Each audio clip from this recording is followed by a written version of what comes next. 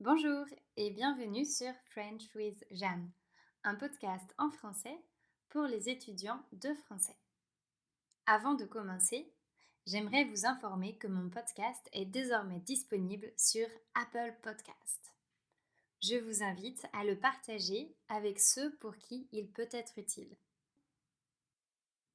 Dans l'épisode de transition, j'avais annoncé que je souhaitais partager les textes de mes épisodes. Eh bien, bonne nouvelle, j'ai trouvé un moyen assez simple de le faire. Dans la description de l'épisode, vous trouverez le lien pour accéder aux transcriptions gratuitement. C'est très utile pour pouvoir comprendre plus facilement. Commençons maintenant l'épisode du jour. Bonne écoute!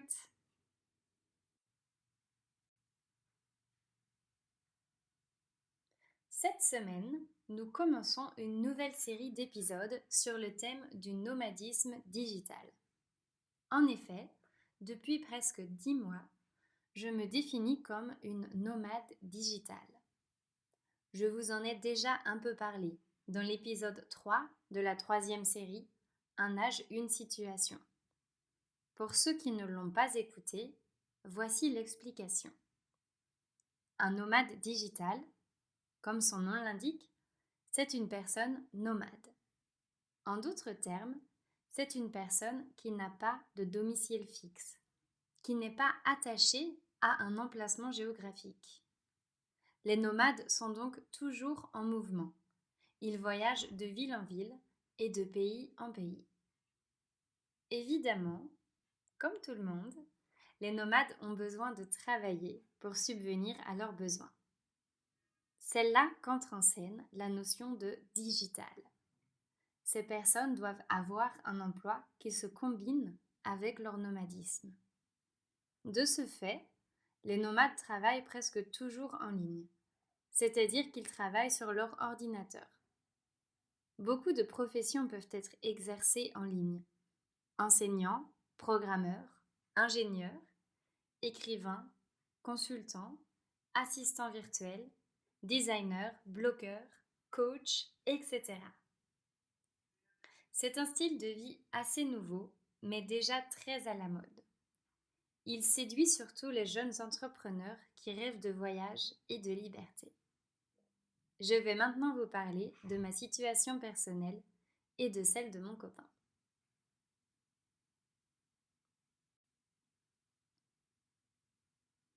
Mon copain s'appelle Zach et il est aussi nomade digital. Mais nos situations sont très différentes. Pour commencer, je suis française et il est philippin. À cause de cela, nous n'avons pas les mêmes libertés de mouvement. Mon passeport français est beaucoup plus puissant que son passeport philippin. Quand nous voyageons, nous devons donc faire attention à nos contraintes respectives en matière de visa. Ensuite, je suis prof, tandis qu'il est programmeur. J'ai besoin de silence et d'une très bonne connexion quand j'enseigne en utilisant la webcam, alors qu'il peut travailler de n'importe où tant que la connexion est bonne. De plus, je suis freelance et j'ai donc assez de flexibilité pour gérer mon temps et mon travail. À l'inverse, Zach est employé. Bien que ses horaires soient flexibles, il doit travailler entre 6 et 9 heures par jour pendant la semaine. Enfin, mes revenus sont variables alors que son salaire est fixe. À toutes ces différences s'ajoute celle de nos personnalités. Pour faire court, je suis plutôt raisonnable et timide et il est plus impulsif et sociable. Au fil de nos voyages, nous avons rencontré de nomades digitaux très différents. Certaines personnes ne restent que quelques jours dans la même ville. D'autres préfèrent rester des mois au même endroit. Certains nomades travaillent tous les jours. D'autres alternent les périodes intenses et les périodes plus légères. Certains voyageurs ont un itinéraire bien défini. D'autres bougent au rythme des envies et des rencontres. Comme vous pouvez le constater, il y a autant de profils de nomades digitaux qu'il y a de personnes. Le plus important est que chacun y trouve son équilibre. Zach et moi, nous avons choisi de voyager au rythme des visas. En Asie du Sud-Est, nous avons généralement le droit de rester 1 mois dans chaque pays sans payer. En général, nous profitons donc de ce mois gratuit et puis nous changeons de destination. Nous choisissons nos destinations un peu au hasard. On se base sur ce que nous disent les gens qu'on rencontre ou les trucs qu'on lit sur Internet. Par exemple, on a choisi notre première destination grâce à un article de blog. On fait très peu de recherches avant d'arriver quelque part. Ça nous a parfois joué des tours, mais comme ni moi ni Zach n'aimons organiser, on garde cette habitude.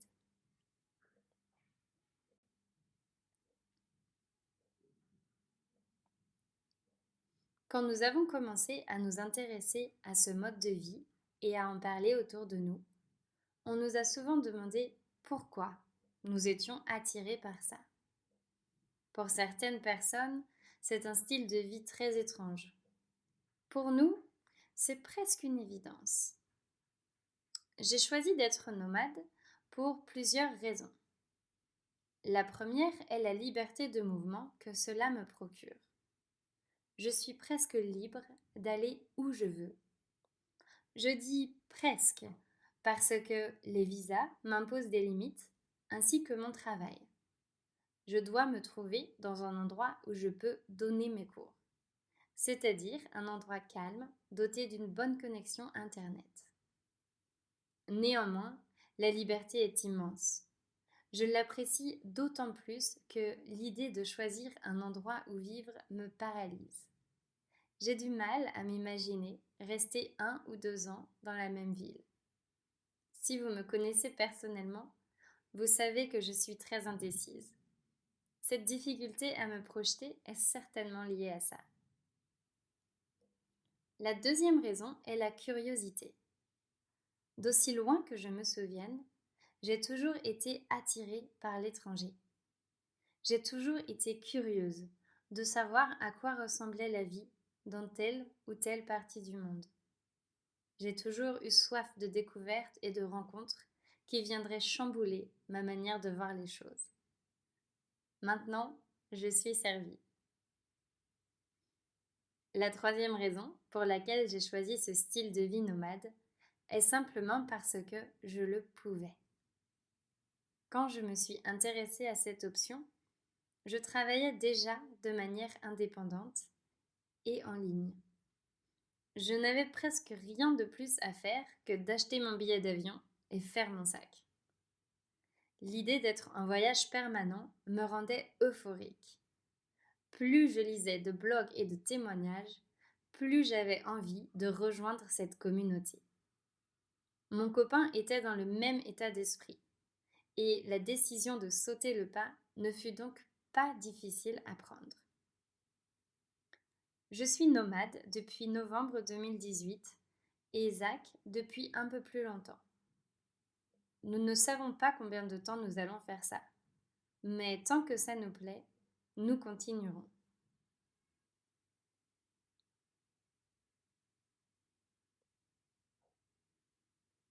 Pour le moment, on n'a voyagé qu'en Asie du Sud-Est. Et il y a encore beaucoup d'autres villes à explorer. Je vais vous faire une présentation très rapide des endroits où on a habité depuis le début de notre aventure. On a commencé notre aventure en Thaïlande, à Koh Phangan. C'est une île dans le sud du pays qui est très touristique. Elle est notamment célèbre pour ses soirées alcoolisées appelées Full Moon Party. Ces soirées ont lieu sur une plage où des dizaines de saunas sont installés les unes à côté des autres et où les participants achètent des seaux remplis d'alcool. Cela dit, l'île est aussi connue pour son côté hippie. On est ensuite allé dans le nord du pays, à Chiang Mai. C'est une grande ville thaïlandaise, dans laquelle on s'est tout de suite senti à l'aise. En fait, on avait presque l'impression d'être dans un village. La structure de la ville est particulière, car le centre-ville est entouré d'un rempart. Les rues y sont étroites et cela ressemble à un labyrinthe pour moi. Après la Thaïlande, on s'est rendu à Kuala Lumpur. C'est la capitale de la Malaisie. Ce fut une période de travail assez intense. Personnellement, je n'ai pas vraiment apprécié vivre là-bas. La ville est trop grande pour moi, même si elle a l'avantage d'être bien organisée. Ensuite, on est arrivé à Bali, une petite île indonésienne qui a la particularité d'être hindouiste, alors que tout le reste du pays est musulman. On a passé la majorité de notre séjour à Canggu, une petite ville branchée près de l'océan. La vie était plutôt tranquille là-bas. Après ça, on est retourné aux Philippines pour rendre visite à la famille de Zach, qui habite dans le sud du pays. On en a profité pour passer 2 semaines à Davao. Le président philippin la surnomme fièrement la ville la plus sûre du monde. Il est vrai qu'on ne s'y est pas senti en danger. Et on y a passé de bons moments. Comme Zach devait renouveler son passeport et que cela prend un peu de temps, on a décidé de retourner à Cebu. C'est là où nous habitions avant. C'était vraiment sympa de revoir nos copains et d'être dans un environnement connu. Enfin, après les Philippines, on est revenu en Malaisie, et plus précisément à Penang. C'est une île au nord du pays, assez proche de la frontière avec la Thaïlande. Cette île est célèbre pour 3 raisons principales: sa gastronomie, son architecture et son street art. Et c'est vrai que ces 3 éléments rendent la vie plus belle. Notre dernière étape pour ce premier grand voyage en tant que nomade est le Vietnam. Au moment où j'enregistre cet épisode, nous sommes à Hoi An. C'est une petite ville située près de la côte. Cet endroit est très touristique, mais je crois qu'il y a aussi une grosse communauté d'expatriés. Et il y a aussi énormément de petits cafés adorables et de jolis restos. J'ai hâte d'en découvrir plus. Si vous connaissez et que vous avez des recommandations, n'hésitez pas à m'envoyer un message pour me les partager. Ensuite, je rentrerai en France en octobre pour assister au mariage de mes amis. C'est le premier mariage dans notre groupe d'amis, alors on est tous assez impatients. Après cela, Zach et moi ne savons pas encore ce que nous allons faire. Revenir en Asie? Explorer les pays autour de l'Europe? Visiter l'Amérique du Sud? Tout est possible.